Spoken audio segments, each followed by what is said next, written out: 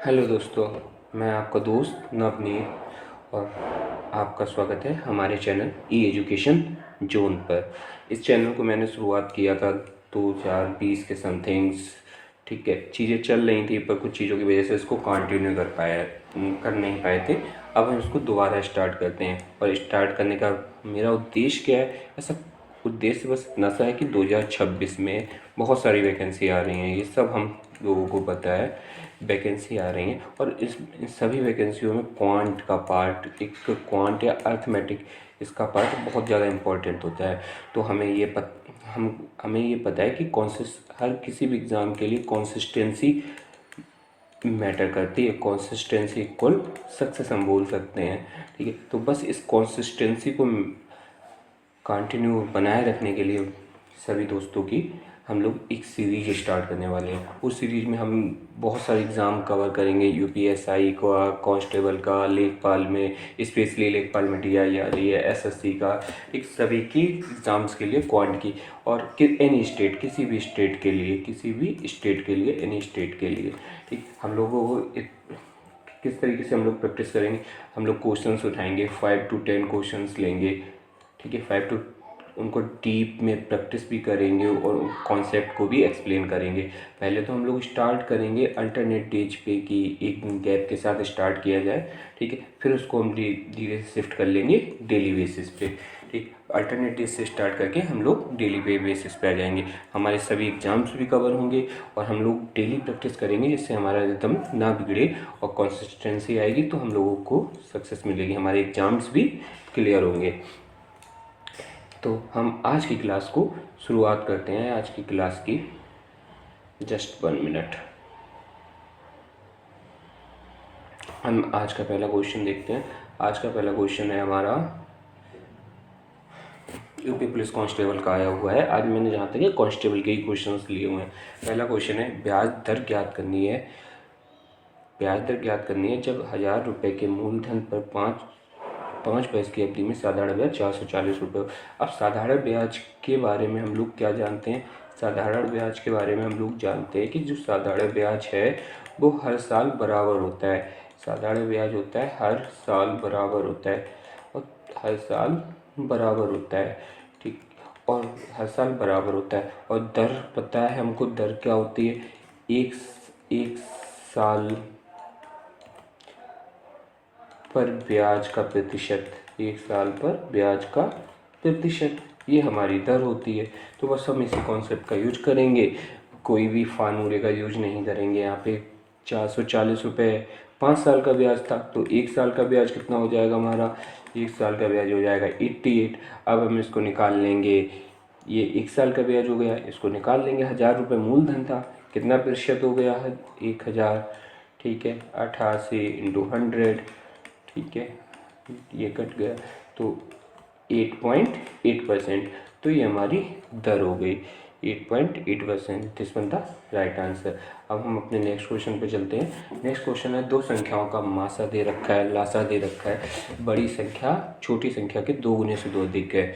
अब इस क्वेश्चन में बड़ी संख्या, अधिकतर आपको जब लासा मासा इस टाइप के क्वेश्चन दें तो जहाँ पे संख्या दी जाए, ठीक है, तो उसको ऑप्शन से करने की कोशिश कीजिएगा। जब संख्या नहीं दी जाती है, कुछ ऐसा दे दिया जाए, संख्याओं का योग ज्ञात कीजिए, संख्याओं का योग ज्ञात कीजिए, संख्याओं का योग, घटाओ, गुणा, भाग, कुछ भी, ठीक है, तब हम प्रॉपर वे में लगाएंगे, तब प्रॉपर वे का यूज करेंगे। फिलहाल अभी हमें संख्या मिली है तो हम इस क्वेश्चन को सीधे सीधे किससे कर लेंगे? ऑप्शन से। अब ऑप्शन से कैसे करेंगे? हमारा पहला ऑप्शन 4 है, ठीक है, तो दूसरी संख्या हमारी कितनी हो जाएगी?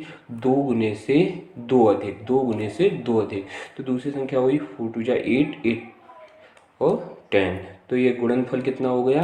40। ठीक, इससे पहले हम ये जान लें, इस केस में संख्याओं का जो गुणनफल होता है, संख्याओं का गुणनफल वो बराबर होता है लाशा गुणे माशा। लासा गुणे माशा के बराबर होता है। लासा माशा यहाँ पे था 2 इंटू 72, जो ये इक्वल हो गया 144 के। यहाँ पे हमने देखा मल्टीप्लाई 40 आया, ये आंसर गलत हो गया। अब 6 का करेंगे, 6 दूनी 12, 12 दो 14, तो इसका गुणा किया, ये 84 हुआ। ये भी आंसर गलत हुआ। 8 8 2 जा 16, 16 और 2 18, ठीक है। इसका मल्टीप्लाई 18 8 जा 144, ठीक है, ये मैच कर गया, ठीक है। तो ये हमारा ठीक आंसर। हम फिलहाल इसको भी चेक कर ले रहे हैं वरना हमें इससे आगे जाना नहीं था। 10 2 जा 20 20 और 2 22, इसका मल्टीप्लाई करेंगे 220, ये भी हमारा गलत हो गया, ठीक है। अब ये गलत हो गया, हमारा सही आंसर कौन सा हो गया? 8, ठीक है। अगर हम प्रॉपर वे में करते तो कैसे करते? प्रॉपर वे में करने के लिए हम लोगों को प्रॉपर वे में करते हम लोग तो हमें एक संख्या x थी, छोटी संख्या को x मान लेते, ठीक है। 2 गुने से 2 अधिक दूसरी संख्या हो जाती 2x प्लस 2, फिर हम इसी फार्मूले को यूज करते, दोनों का प्रोडक्ट लेते और इसको किसके बराबर लिखते? 144 को। इस वाले से जब ये रखेंगे तो इसका मल्टीप्लाई करेंगे 2x स्क्वायर प्लस 2x, ठीक है, 2x माइनस 144 इधर आ जाएगा इक्वल टू 0। यहाँ से 2 कॉमन लेके काट भी सकते हैं, थोड़ा सा छोटा कर सकते हैं, x square plus x minus 2 7 जा इक्वल टू 0। अब ये क्वाड्रेटिक से सॉल्व होगा, ठीक है। एक वे में हम लोग इसको ऐसे भी कर सकते हैं क्योंकि एचसीएफ हमें दिया है 2, तो हम संख्याएं मान लें 2x, ठीक है, एंड 2y। जब संख्याएं ऐसे मानते हैं तो यहाँ पे जो x y होते हैं वो आपस में कैसे होते हैं? x एंड y सहअभाज्य, इनको को प्राइम भी बोलते हैं, को प्राइम सहअभाज्य होते हैं ये। अब सहअभाज्य में होते हैं, अब मल्टीप्लाई करेंगे तो इनका 2 2 4xy होगा 144 के होगा, 4xy 144 के होगा। तो xy हमारा आ जाएगा यहाँ से 4 12 4 24 xy 36। अब हम यहाँ से पेयर बनाते हैं, डिफरेंट पेयर। वो भी क्वेश्चन आता है जब पेयर पे आता है क्वेश्चन, तब हम इस चीज़ का यूज करते हैं। फिलहाल अभी हम इस क्वेश्चन को सबसे बेटर वे था हम इसको ऑप्शन से एंटर कर लें, इसके बाद हम आगे बढ़ते हैं। अगला क्वेश्चन है, यदि एक वस्तु 300 रुपये में खरीदी गई और उस पर 50 रुपये मरम्मत के लिए खर्च किए गए, 50 रुपये मरम्मत के लिए खर्च किए गए, तो लागत मूल्य हमारा, तो सीधे सीधे यहाँ से अगर देखा जाए तो लागत मूल्य हमारा हो गया 350, लागत मूल्य 350। इसे अंकित मूल्य के 20% लाभ पे बेचा जाना चाहिए था, जो कि लागत मूल्य का 110% है। लागत मूल्य का 110%, यानी जो अंकित मूल्य है वो लागत मूल्य का 110% है। अंकित मूल्य 110% है, ठीक। ये तो अंकित मूल्य पर इसको हमें बिक्री मूल्य के लिए हमें इसको कितने परसेंट लाभ पे बेचना है? 20% लाभ पे बेचना है। तो बिक्री मूल्य के लिए हम लोगों को इसमें करना पड़ेगा 350 इंटू 110 अपॉन 100 इंटू 120/100।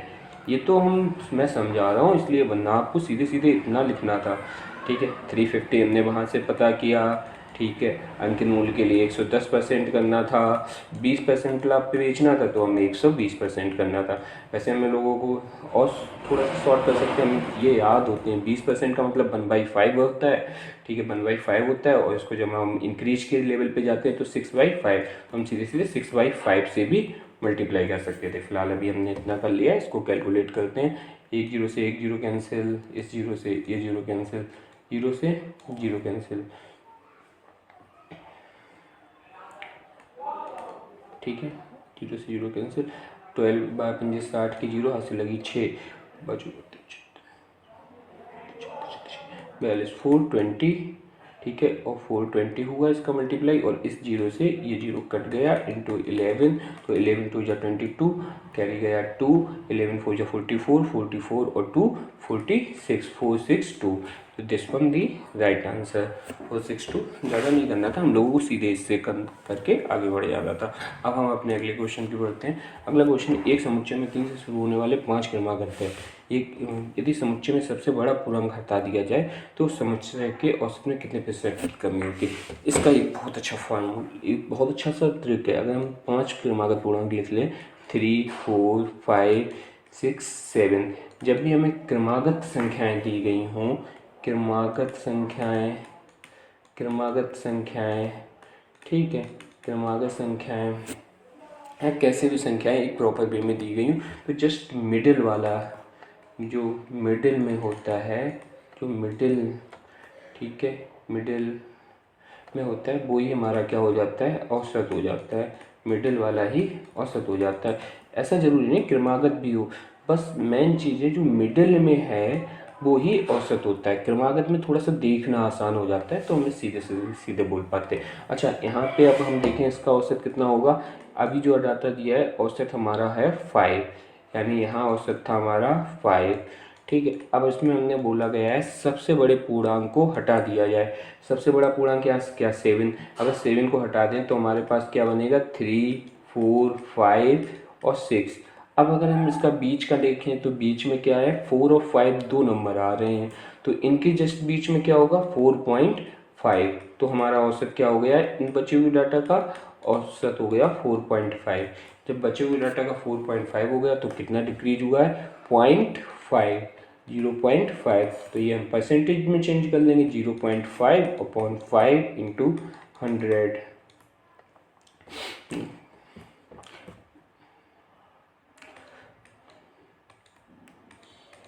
इसको काट दिया, ये हमारा आ गया 10%। तो इसका आंसर क्या हो गया हमारा 10% बना, बिना किसी ज़्यादा टेंशन के हम लोग आगे बढ़ते हैं।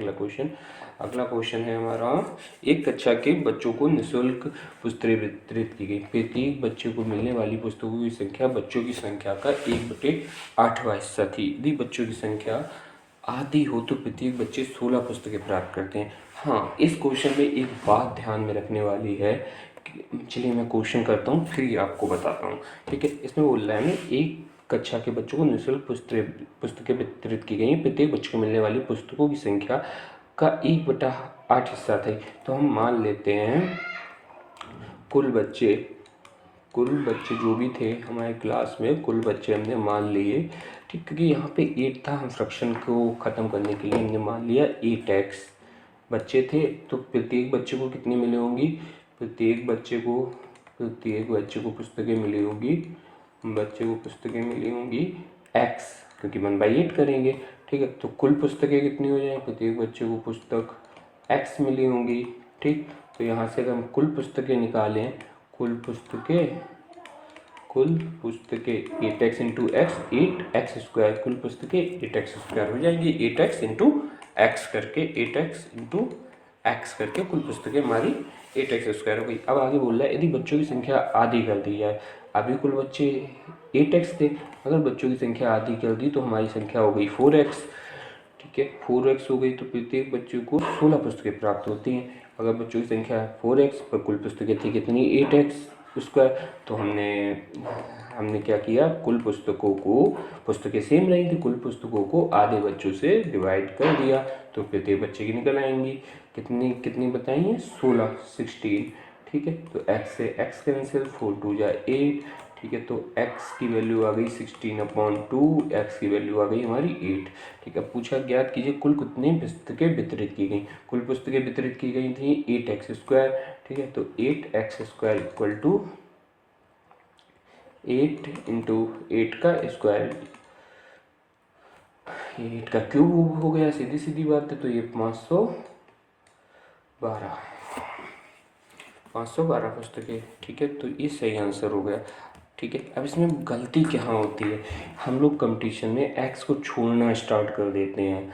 ठीक है, x को छोड़ना स्टार्ट करते हैं। अब हम कभी कभार बच्चे कंपटीशन में कैसे करेंगे इस क्वेश्चन को, 1/, उन्होंने माना कुल बच्चे उन्होंने माना 8, प्रत्येक बच्चे को कितनी पुस्तकें मिली, इस हिसाब से 1। ठीक है, तो कुल पुस्तकें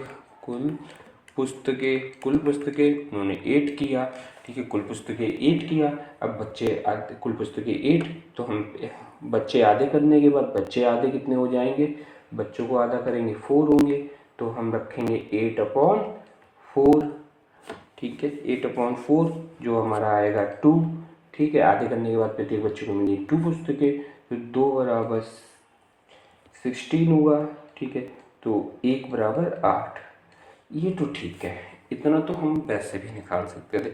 अब दिक्कत कहाँ आती है, अब पूछे थे कुल पुस्तकें हमारी 8 के बराबर आ गया। कुल पुस्तकें कितनी थी 8, तो हम 8 बराबर निकालते हैं तो 64 आ जाता है। वहीं पे ये बात गलत हो जाती है। ठीक है, क्योंकि यहाँ पे था एक्स स्क्वायर वाला टर्म, क्योंकि पुस्तकें मिस की थी तो एक्स स्क्वायर वाला हुआ था। तो इसको ध्यान में रखने वाली बात है, जब भी गुणा हो रहा हो दो वेरिएबल्स का, जैसे यहाँ पे गुणा करके ये बना था तो यहाँ पे स्क्वायर वाला टर्म मिसिंग हो जाता है। तो या तो हम इस तरीके से करें और इस स्क्वायर वाले टर्म को याद रखें, थोड़ा सा डिफ़िकल्ट हो जाता है ये चीज़ याद रखने के लिए, टाइम का भी प्रेशर होता है एग्ज़ाम टाइम पे। तो बेटर भी है कि हम इस तरीके से कर लें, ठीक है, या फिर ऐसे भी करते हैं, आपकी बहुत ज़्यादा प्रैक्टिस हो रखी है तो आप ऐसे भी जा सकते हैं। बस ध्यान यही रखना है कि स्क्वायर होता है तो जो एक की वैल्यू निकल के आएगी उसको डबल टाइम्स करना पड़ेगा, ठीक है। तो आज की क्लास को हम लोग यहीं पे एंड करते हैं।